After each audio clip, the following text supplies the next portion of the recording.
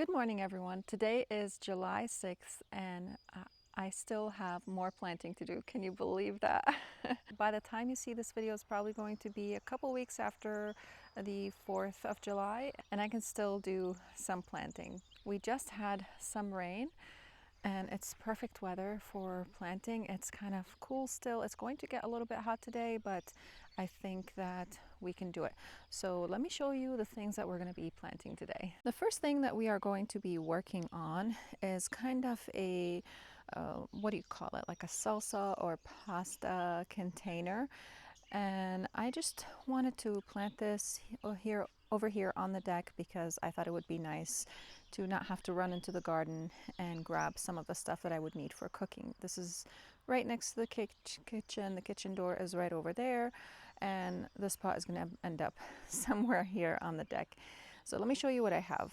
Let's show you the sad plant first. I got this on sale from Azure, and this is called the Early Girl Tomato, and it's supposed to produce tomatoes pretty early in the season, as its name suggests, and it already has one. It looks pretty bad right now, but once I put it in the pot, give it some fertilizer, keep it watered, it's going to bounce back and be totally fine. It's okay if tomatoes like that. Most of my tomatoes looked like that because they got tons of rain when I put them outside, and they bounced back amazingly. So, and right over here, this is tarragon, and I've never actually cooked with tarragon, but I do like the flowers on it. It's pretty, and I may just kind of have it for just a look, and I like the foliage on it. I may try cooking with it, I don't know, but you know, it's edible, and I'm putting it in an edible container, and it still provides some beauty in there. And look at this sage. Isn't that beautiful? It's gorgeous. I love the leaves. I typically plant the common sage. This one, I'm not sure what it is. I just grabbed it because that was the only sage that was present, but it's gorgeous. Let's see. It's called garden sage. Is that its name, really? I don't know. But there are tons of plants in here, so one could take the plants, separate them, and plant them in the garden wherever you wish, and you'd end up with tons of sage. And if you live in a warmer zone, these might come back for you, maybe like zone 8 or so. And right over here we just have the Italian parsley, which is my favorite parsley. It did dry a little bit one day. It was super hot. It was like 96 degrees, so we got some yellowing. I can just trim these back, and this thing is going to love it in the container because it loves fertilizer, especially nitrogen, and it loves the water. And we also have a rosemary over here, and also some basil that looks a little weary because of the hot temperatures that we had the past couple days, and also it did dry out once. So this is what's going to be going in this pot right here, and I have some soil. Not my favorite soil, but that was the only soil available, and we're going to be planting this. But look at this pot. It finally started blooming, and of course the rain makes the blooms look a little weary, but I think it's looking gorgeous. We have also a geranium that's hopefully gonna make it and show us some blooms. This is a zonal geranium. Almost everything that I have in here is started from seed. The only plant that I didn't start from seed is this basil right here. But I like it. I think it's pretty.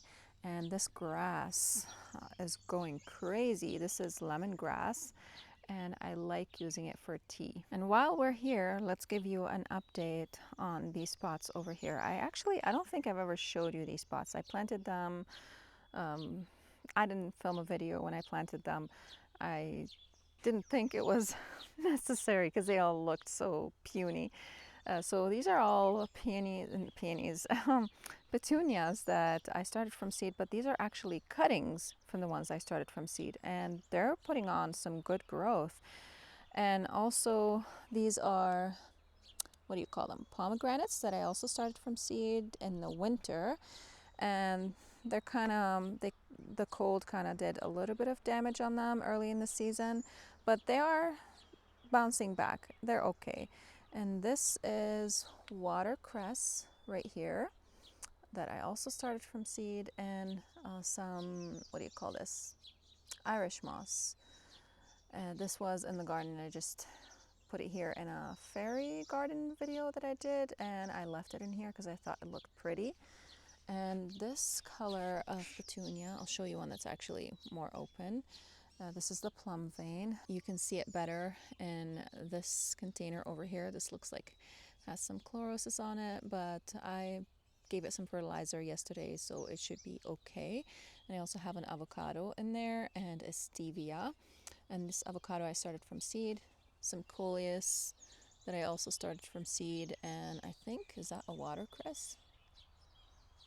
I guess so. I forgot what I planted in here. And here's my son's key lime tree. It's doing well. It looks like it needs some more fertilizer. I've been giving it liquid fertilizer, but I think it's time to give it some slow release fertilizer.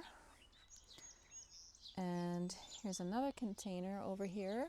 This is the pink vein petunia, and looks like I have some purple also. Whoops, this bloom fell. I love this purple. And look, doesn't that look gorgeous together? And some yellow wave petunias. And again, coleus. This is a mango tree that I started from seed, but unfortunately the cold, no, was it the cold? No, I over fertilized it, so the leaves all fell.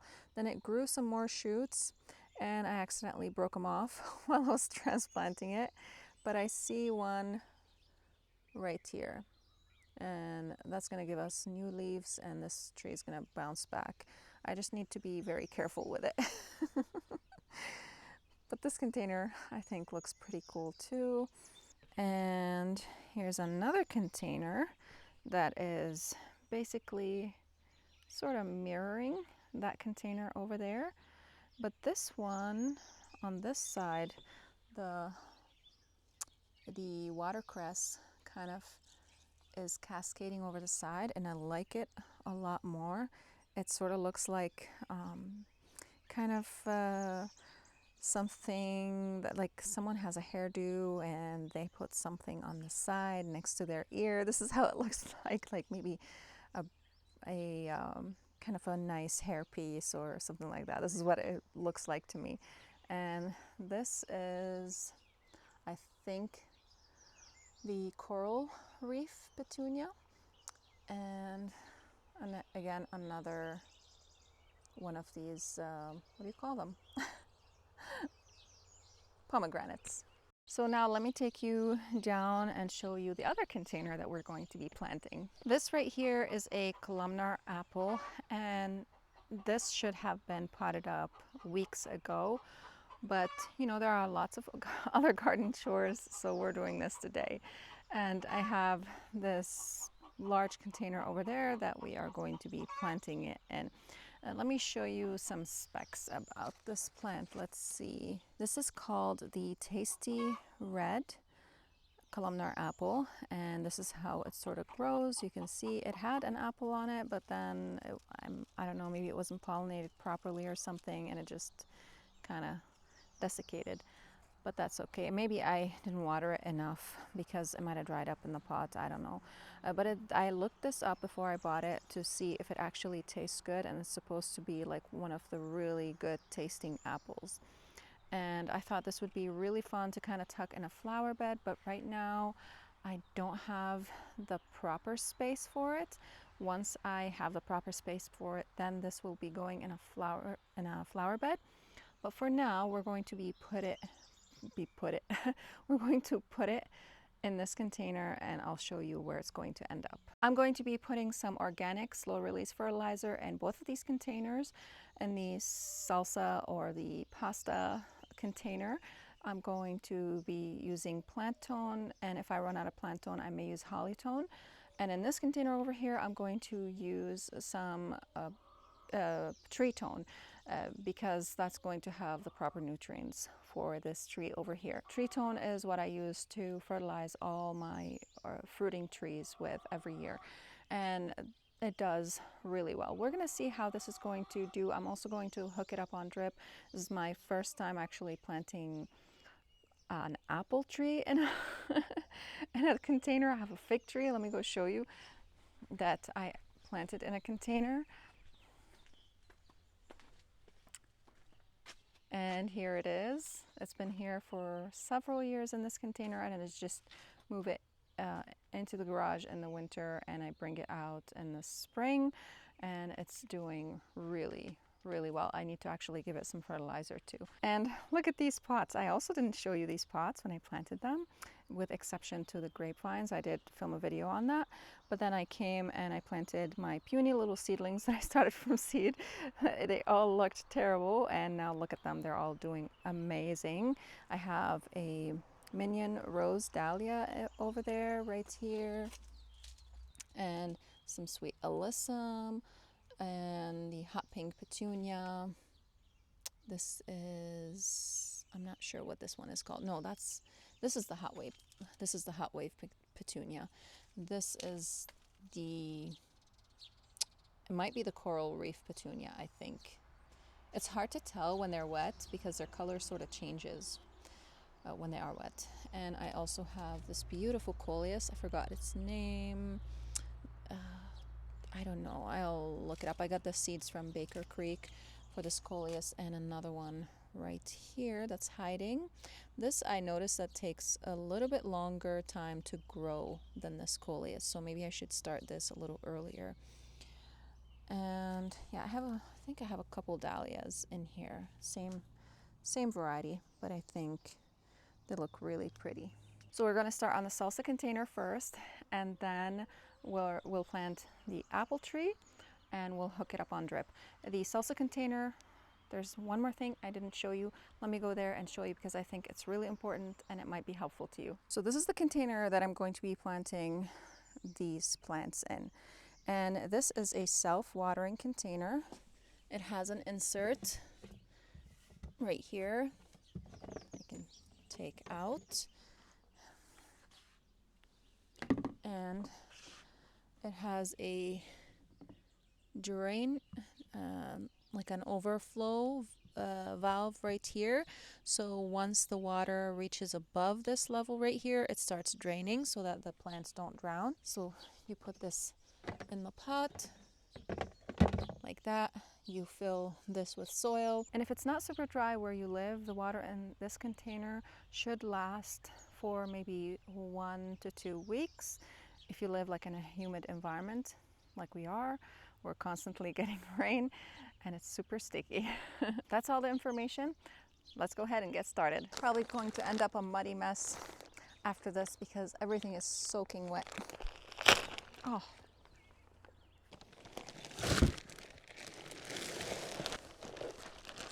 I'm just making sure to stuff some soil in that cavity so that the soil can wick up the water into the pot. This will feed the plants for maybe about a month or two, and if I notice that they need a little help, I will give them some liquid fertilizer. And then once I notice that the fertilizer is losing its effectiveness, then I will add some more fertilizer into the pot of the slow release fertilizer, that is. I'm going to start first with the tomato over here. This is going to grow about 3 feet tall. So I'm going to put it in the back, and I think I'm also going to put the basil in the back. So we're going to make some space for the basil over here because these are the two that grow the tallest. And I am going to put the tag right here so that I can remember what this is because I will most definitely forget. And for tomatoes, when you're planting them, you want to take the lower leaves off because tomatoes have hair all along their stem. Can you guys see it? And those little hairs right here will grow roots. So the deeper you plant them, the more roots they will grow. And then just plant it as deep as I can in here. And this will just make your tomato plant more sturdy and will allow it to absorb more nutrients because it has more roots also.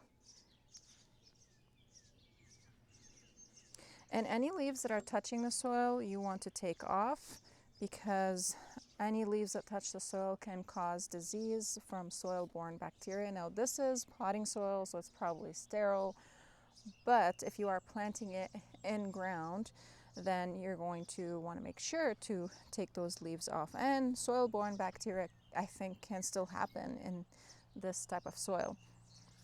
I don't think it's immune. Got our tomato. You know what? I think I need to push it a little bit back because, let's see, do I?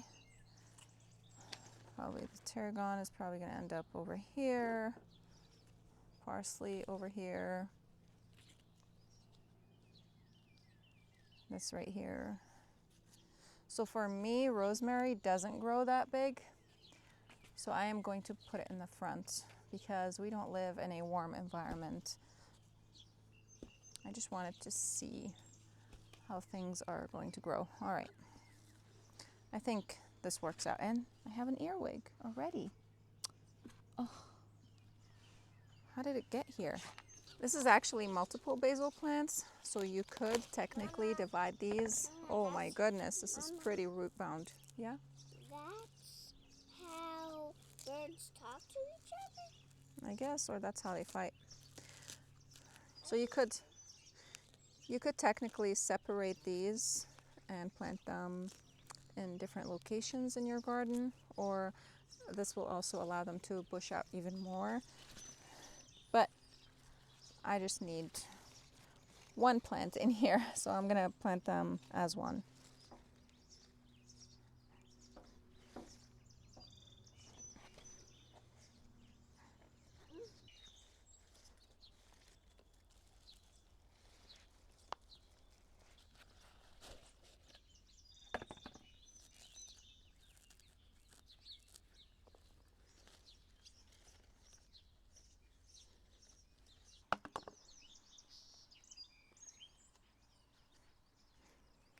Probably put a little bit too much soil in here, but that's all right.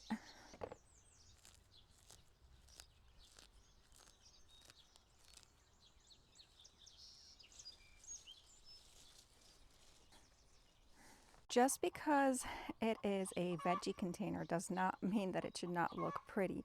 I love to combine both the beauty and the practicality, beauty and food together. In our front garden, I have planted a full hedge of fruit trees, and I'm going to be adding more fruit trees, and I'm going to be landscaping around those. I don't think planting food in the landscape is something that people should shy away from. I think it adds both beauty and practicality, and I love to combine both things together.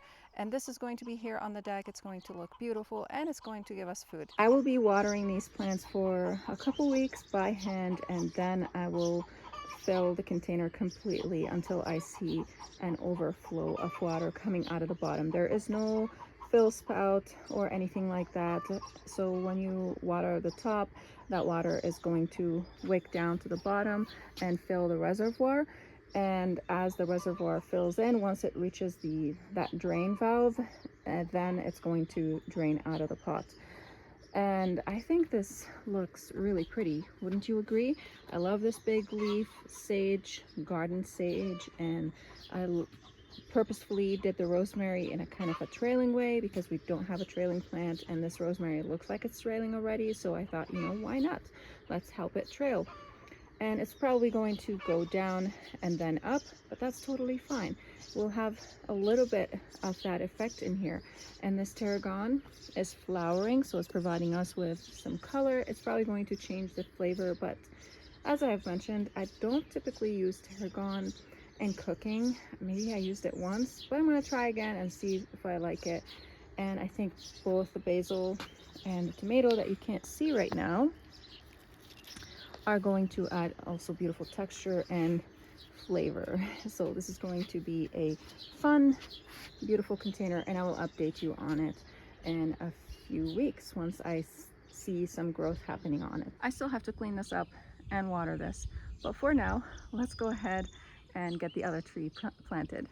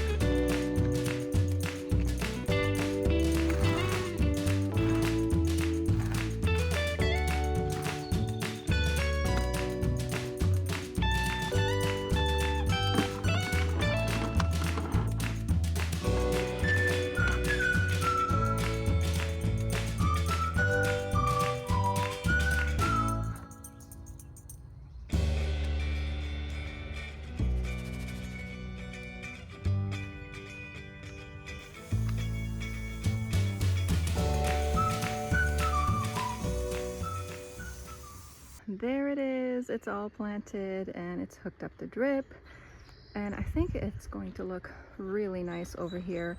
And the drip that it's hooked up to is the same drip that's going to these pots over here. So every day they got watered for 25 minutes, I think, so that the pots get saturated. And this is what's going to happen. Now if I see that they're getting overwatered, I will dial the water back, or I may add a few more of these drip emitters to the fig tree, because I'm noticing that its soil is drying up. This fig tree is due for repotting. I need to find a bigger pot for it, but I haven't been able to yet because it is too big for this pot. But I think it looks very nice in here. And here's an update on this area over here. You can see the sun came out, so it's hard to see right now, but the petunias are doing amazing. The Gara is starting to bloom, and I think this mixture looks really nice together. I just love it so much. Wouldn't you agree? And oh, look at that, we have some black-eyed Susans in the back over there that just popped up in the chicken run. And the sunflowers are putting on some really good growth. The deer came here and ate a few of them, and they also munched on the serviceberry. Unfortunately, you can kind of see, but I did put Repelzol and that seemed to work. I will have to reapply it very soon, maybe next week, or I may use some deer spray. I use the Bobex, I think. That's the one I use, and it works really well. But you have to do it every time it rains. The nice thing about the Repelzol is that you don't have to apply it every time it rains, so it can actually linger on, and it stays effective for up to 3 weeks. But the reason why I want to use the deer spray is because we have really big property. We live on 2 acres and we have tons of plants everywhere, and I used the whole container of Repelzol just in one application, and I don't think I was able to cover up all the areas that I wanted to cover up. So I have dirt on my face and I'm all sweaty. Sorry, it's getting hot, and it's super humid.